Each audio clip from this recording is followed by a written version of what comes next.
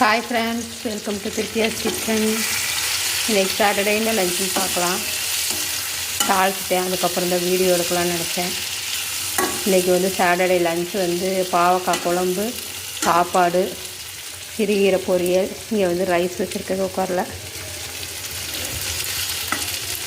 இது பாவக்காய் குழம்புக்கு பாவக்காய் நல்லா கட் பண்ணி எண்ணெயில் பாவக்காயை போட்டு உப்பு போட்டு நல்லா வதக்கி எடுத்து வச்சுக்கணும்.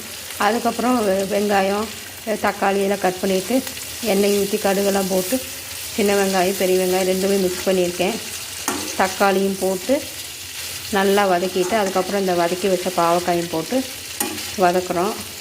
வதக்கிட்டு இதில் மிளகாய் பொடி, மல்லிப்பொடி, மஞ்சள் பொடியெல்லாம் போட்டு நல்லா மிக்ஸ் பண்ணிக்கலாம். அதுக்கப்புறம் சின்ன வெங்காயம் ஒரு 10, ஒரு தக்காளி, பூண்டு ஒரு 5 போட்டு மிக்சியில் பச்சையாகவே அடிச்சுட்டு இதை இது கூட நம்ம மிக்ஸ் பண்ணிக்கலாம். சிறுகீரை வாஷ் பண்ணி வச்சுருக்கேன். இதை கட் பண்ணி பொரியல் பண்ணணும். சின்ன வெங்காயம், பூண்டு, தக்காளி இதில் போட்டு அரைச்சி எடுத்துகிட்டு வந்துட்டேன். பச்சையாக தான் அரைச்சிருக்கேன். இதை நீங்கள் வதக்கியும் அரைச்சிக்கலாம். இது ஒரு டேஸ்ட்டாக இருக்கும். வதக்கி அரைச்சா அது ஒரு டேஸ்ட்டாக இருக்கும். இன்றைக்கி நான் பச்சையாகவே போட்டு அரைச்சிட்டேன். இங்கே மிளகாத்தூள், மஞ்சத்தூள், மல்லித்தூள் இதெல்லாம் போட்டு வதக்கியாச்சு. இப்போ அரைச்சதை இதில் எடுத்து போட்டுக்கலாம். கீரைக்கு எண்ணெய் ஊற்றி கடுகு போட்டு வெங்காயம், வரமிளகாய் போட்டு வதக்கியிருக்கேன். இதில் கீரை எடுத்து போட்டுக்கலாம். குழம்புக்கு அரைச்சி வச்சதை ஊற்றி இது நல்லா கொதிக்க வச்சு எடுத்தாச்சு. குழம்பு ரெடி ஆகிடுச்சு. பாவக்காய் குழம்பு. இங்கே ரைஸ் வச்சுருக்கேன்.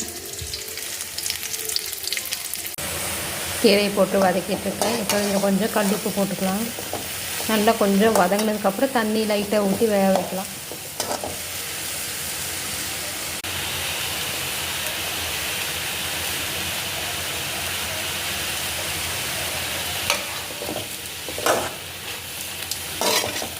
இப்போ தேங்காய் சிரவி இதில் போட்டுக்கலாம். வெந்ததுக்கப்புறம்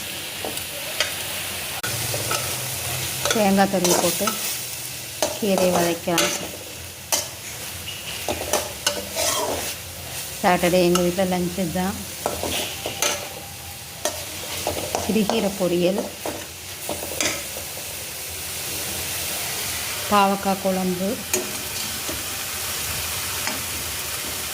புளி கரைச்சி ஊற்றுறனா ஊற்றிக்கலாம். நான் இன்றைக்கி புளி போடலை.